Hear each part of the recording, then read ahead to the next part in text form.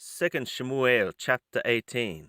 And David numbered the people that were with him, and set captains of thousands and captains of hundreds over them.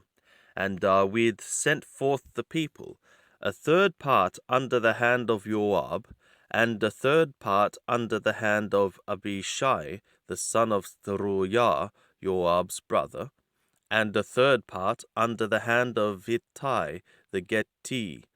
And the king said to the people, I will surely go forth with you myself also.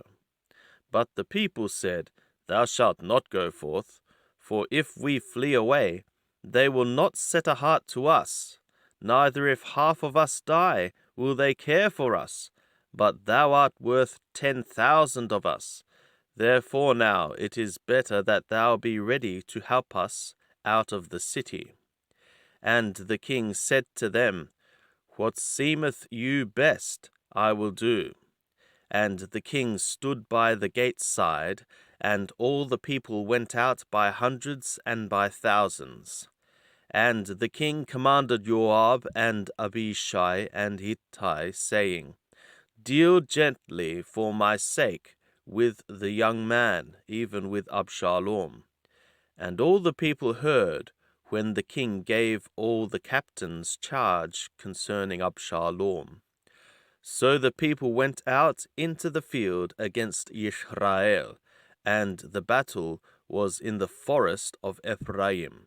And the people of Israel were smitten there before the servants of David, and there was a great slaughter there that day of 20,000 men. For the battle was there spread over the face of all the country, and the forest devoured more people that day than the sword devoured. And Absalom chanced to meet the servants of David, and Absalom was riding upon his mule, and the mule went under the thick boughs of a great oak, and his head caught hold of the oak, and he was taken up between skies and earth, and the mule that was under him went on. And a certain man saw it, and told Joab, and said, Behold, I saw Absalom hanging in an oak. And Joab said to the man that told him, And behold, thou sawest it, and why didst thou not smite him there to the ground? And I would have given thee 10 pieces of silver, and a belt. And the man said to Joab, Though I should receive 1,000 pieces of silver in my hand, yet would I not put forth my hand against the king's son. For in our hearing the king charged thee and Abishai and Ittai, saying, Beware that none touch the young man Absalom. Otherwise, if I had dealt falsely against his soul, and there is no matter hid from the king, then thou thyself wouldst have set thyself against me.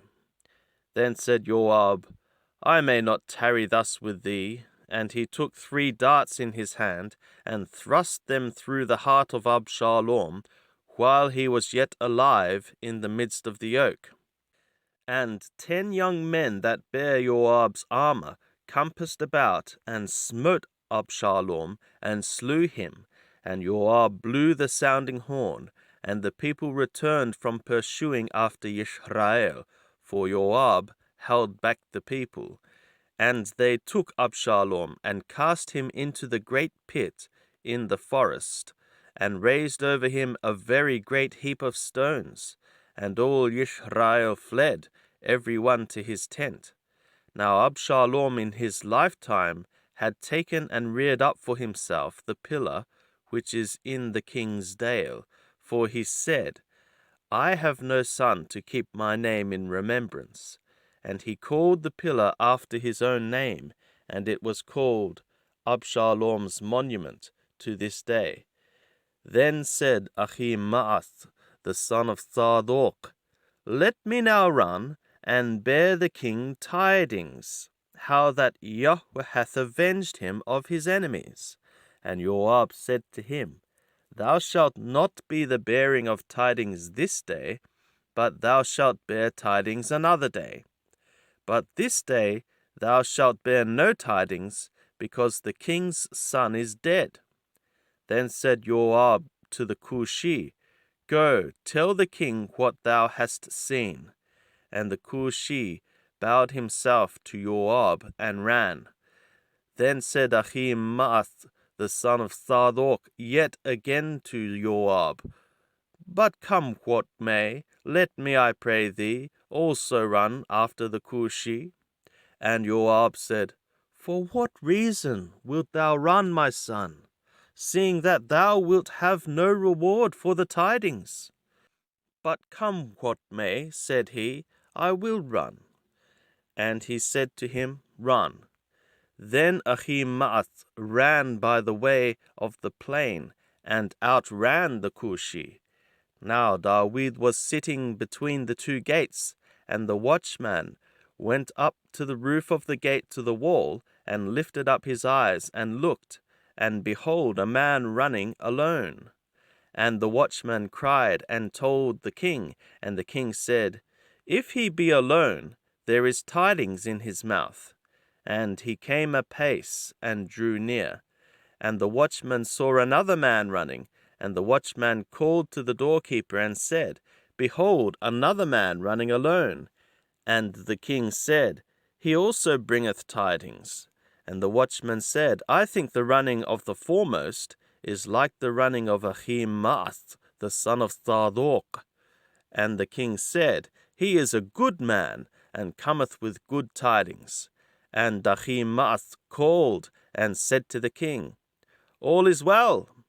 And he bowed himself before the king with his face to the earth, and said, Blessed be Yahweh thy God, who hath delivered up the men that lifted up their hand against my lord the king. And the king said, Is it well with the young man Absalom? And Ahimaaz answered, When Joab sent the king's servant, even me thy servant, I saw a great tumult, but I knew not what it was. And the king said, Turn aside and stand here. And he turned aside and stood still. And behold, the Cushi came, and the Cushi said, Tidings for my lord the king.